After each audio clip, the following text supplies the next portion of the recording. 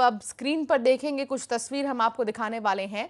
नर्मदापुरम की तस्वीर सबसे पहले आपको दिखाते हैं, जहां पर घाटों पर हजारों श्रद्धालुओं ने आस्था की डुबकी लगाई है। ये देखिए तस्वीर आपको दिखा रहे हैं।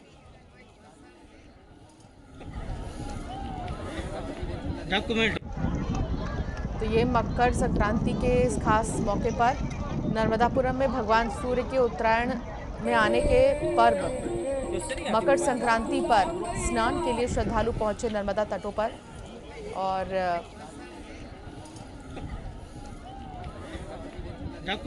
यहाँ पर तमाम जो श्रद्धालु हैं वो पहुंच रहे हैं, मकर संक्रांति के इस खास पर्व को मना रहे हैं।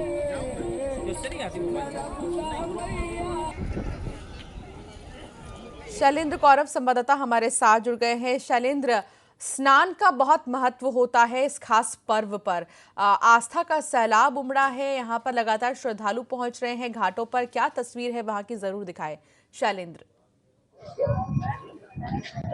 जी, यदि आज के पर्व की बात की जाए तो आज मकर संक्रांति का पर्वकाल स्नान करने के लिए श्रद्धालु मां नर्मदा के विभिन्न घाटों पर पहुंच रहे हैं। हम इस समय नर्मदापुरम के सेठानी घाट पर मौजूद हैं और मेरे पीछे जिले सहित आसपास के तमाम क्षेत्रों से लगातार श्रद्धालु स्नान के लिए पहुंच रहे हैं।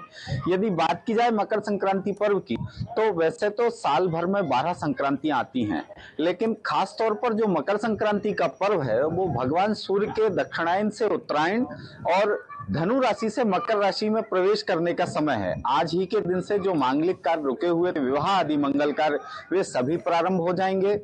यदि पौराणिक मान्यताओं से जुड़ी हुई बातें देखी जाए तो भीष्म पितामह ने भी अपनी देह त्याग के लिए यही समय चुना था।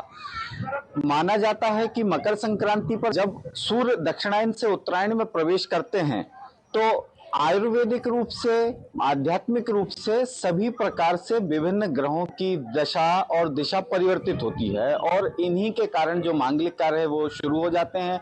यदि कहा जाए तो एक प्रकार से आयुर्वेद के हिसाब से यह संक्रमण काल रहता है। खिचड़ी के दान का जो महत्व बताया गया है वह भी इसलिए बताया गया है। आज लगातार श्रद्धालु पहुंच रहे हैं। कल रात्रि 9:30 बजे से पर्व काल जो है वो शुरू हुआ था, जो आज दोपहर तक जारी रहेगा। श्रद्धालु मां नर्मदा में स्नान कर रहे हैं, मां नर्मदा से प्रार्थना कर रहे हैं। मां नर्मदा की यदि बात की जाए तो एक बार खास तौर पर मानी जाती है कि विभिन्न नदियों में स्नान के बाद जो पुण्य मिलता है वो नर्मदा जी केवल दर्शन मात्र से दे देती हैं। इसलिए श्रद्धालु लगातार मां नर्मदा की पूजा अर्चना कर अपने मंगल की कामना इस मकर संक्रांति पर्व पर कर रहे। बहुत शुक्रिया जानकारी साझा करने के लिए शैलेंद्र। और वाकई में मकर संक्रांति का ये पर्व बहुत